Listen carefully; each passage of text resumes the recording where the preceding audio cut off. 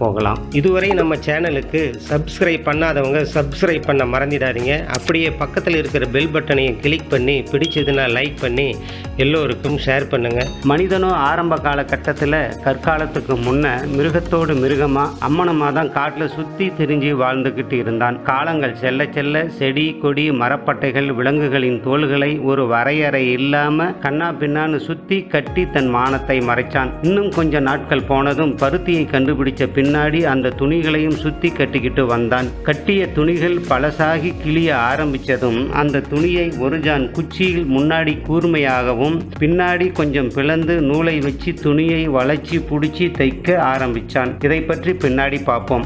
அப்படியே காலப்போக்கில் மெல்ல மெல்ல அப்பப்போ வந்தவங்க கற்பனைகளால் கண்டுபிடிச்சது தாங்க இந்த தையல் இயந்திரம். ஒரு கண்டுபிடிப்புங்கிறது ஏதேனும் சில கண்டுபிடிப்பை ஒரு சில சாதனையாளர்களால் மட்டுமே கண்டுபிடிக்கப்பட்டது.